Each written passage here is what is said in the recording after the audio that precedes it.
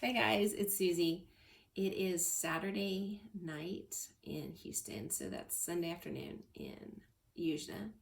I know that several of you have moved around Russia and gone home, so as you reach out, please reach out. Send me a WhatsApp. It's not a commitment to video chat. Just send me a WhatsApp and say, hi, this is how I'm doing, this is where I am.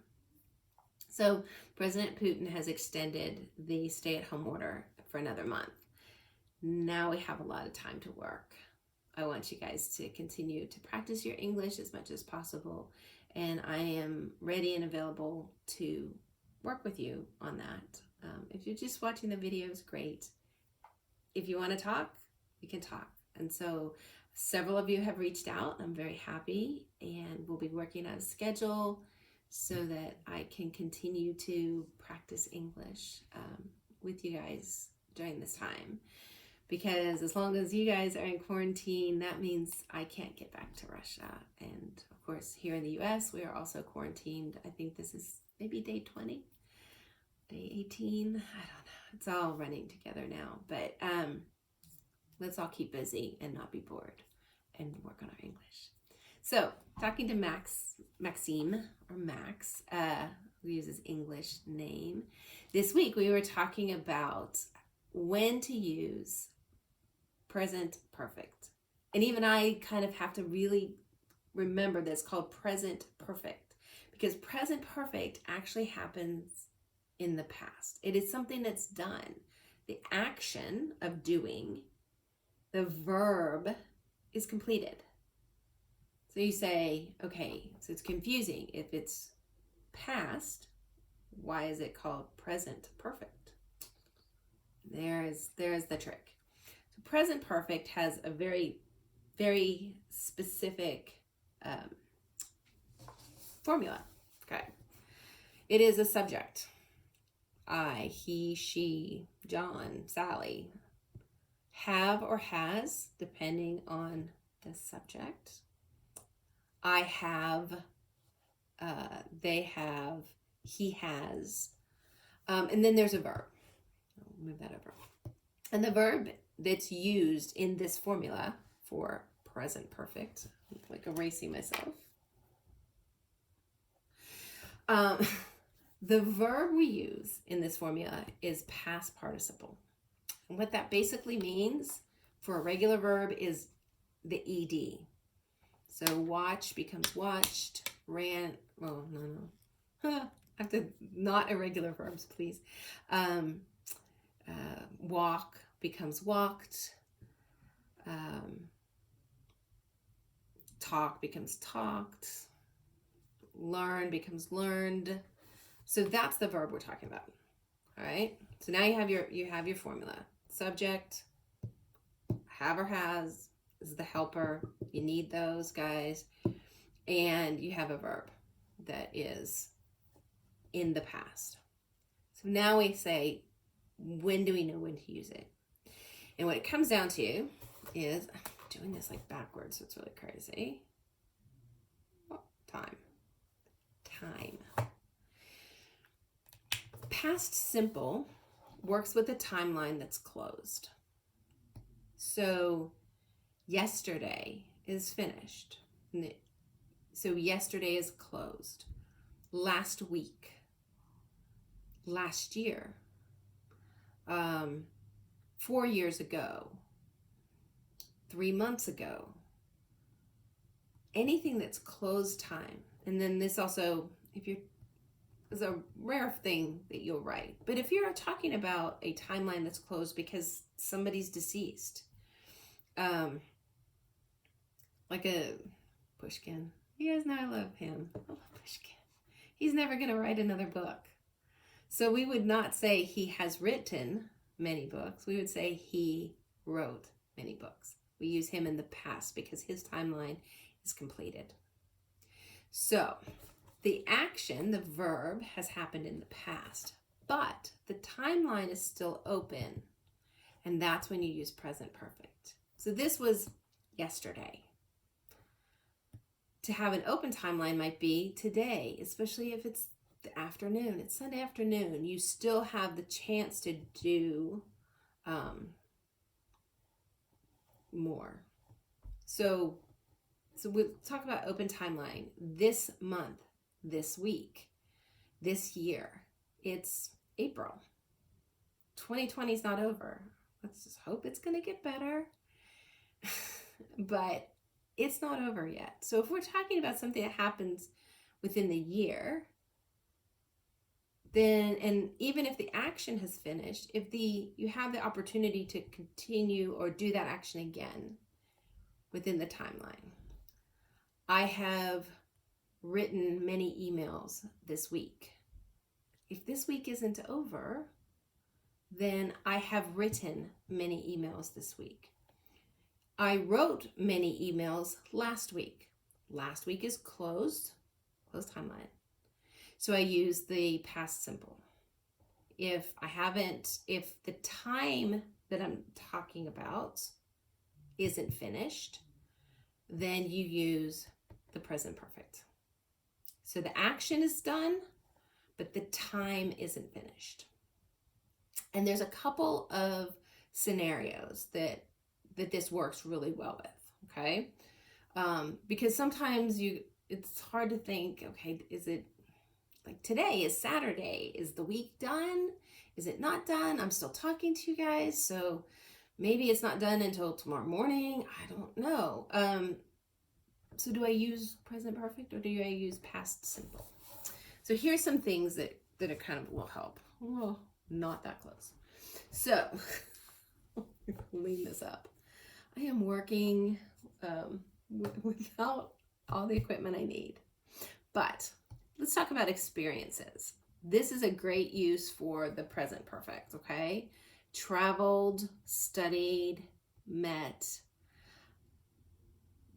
If the timeline is closed, let's say I have traveled to many countries, because for me, I plan on traveling to many, right?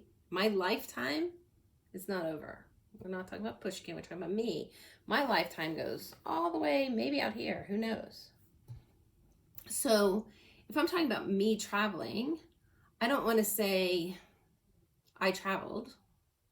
I want to say I have traveled because I plan on doing it more. Or I have traveled many places this year because this year is not done. But if I say I traveled, past simple.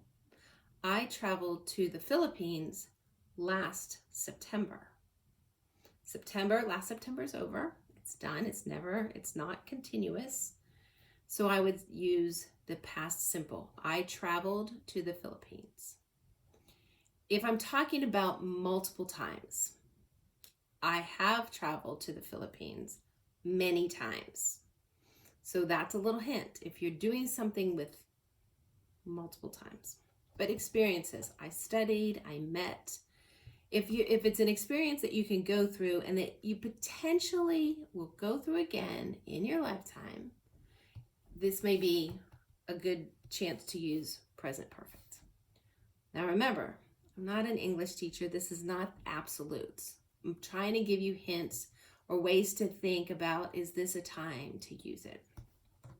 So change through time, things that we do as we age, grow. I have grown taller since last year. I might keep growing taller to grow. Trying to think of, I have grown in knowledge. I have grown in my abilities, my technical abilities. So that's something that you don't really stop doing, right? To grow is to continuously do. To become or to improve. And let's hope that we all improve. And there isn't a point, I don't think, when anybody finishes improving. Nobody's perfect.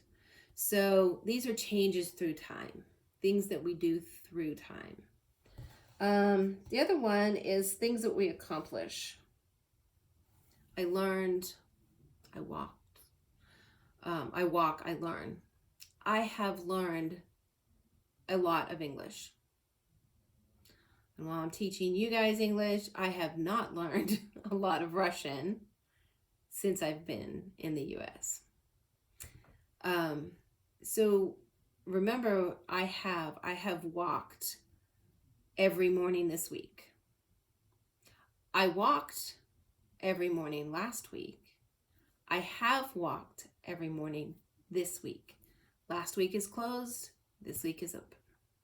So that's the difference between I walked, past simple, I have walked. Because it makes it think I will do that again. I may walk tomorrow or more. So if you're doing an accomplishment, I have cured, hopefully the scientist who comes up with a cure for this COVID-19 will be able to say, I have cured a disease in my lifetime. His lifetime is not over, or her lifetime is not over. So that's a good way to say it. I'm trying to think. There's a couple other things that I should really write them down. And while I talk about them, I'll write them. There is a negative when something has not been accomplished. Okay, so if it's uncompleted, an uncompleted action. So these are all in negative, and you can't usually say them in past simple anyway, so it would sound wrong. Let me think. I have a little cheat sheet in front of me. Okay, so an uncompleted action. Let's look at those over here. So I have not finished my homework. He has not arrived yet. The rain has not stopped all day.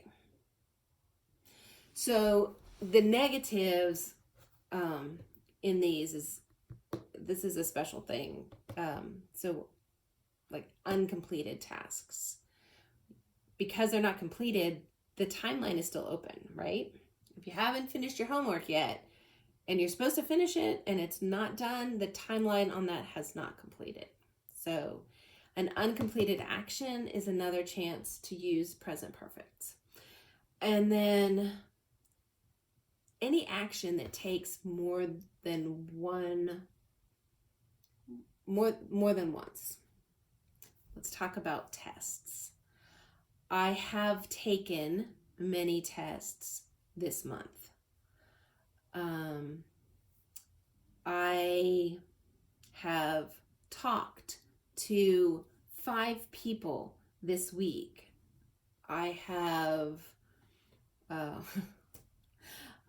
washed my hands 15 times a day since quarantine started. Quarantine's not over.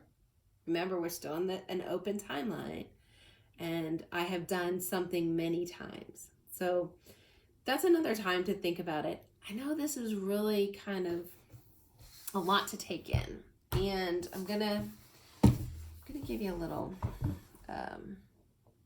website, or I shouldn't say website. This is a YouTube channel called English.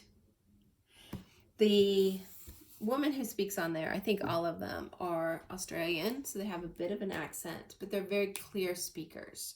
So you can look at their YouTube channel. I know that they have one on present perfect, and hopefully that will give you a little bit more to help you. If I've completely made this confusing and muddied the waters, reach out, send me a WhatsApp message and just say, I don't understand. And I'll try to work through that. We'll talk a little bit more about this, because this is a really, like I said, it's something that native speakers learn at a young age, and we naturally hear and know when to use it. And in the same way, there's many things in Russian that I struggle with that you guys would think, oh, that's so, can't you hear that that's wrong? So keep working at your grammar. This one's a kind of a hard thing, but I'm sure that very soon you will be able to master the difference between present perfect and past simple. Like I said, they use a lot of the same. They use the same verbs most of the time. So maybe in the next video or next week, I'll do a video and we'll just talk about the verbs and how they look in the difference between past simple and present perfect. No, I'm saying all the P's and I'm going to get this wrong. But I hope it helps a little bit to give you guys some guidance. This one's not an easy one, but y'all are really smart, and I know that you will master this before the next test. And we look forward to that time, because that means that we'll be together again. So I hope you guys are having a great weekend wherever you are. Again, I can't say this enough. Y'all, send me a WhatsApp message, send me an email message. I want to know that you guys are okay. I want to know where you are. And then I'll do a video probably beginning of the week, and kind of show you how a video chat practice sounds like. Give you some guidelines for the ones who maybe are just want to do it but not sure yet. So I'm going to go watch a movie and hope that the rain stops and that tomorrow is a sunny day. I hope that you guys are all safe wherever you are and you're doing what you have to do to be healthy, and keep working on that English. Have a good night. Bye.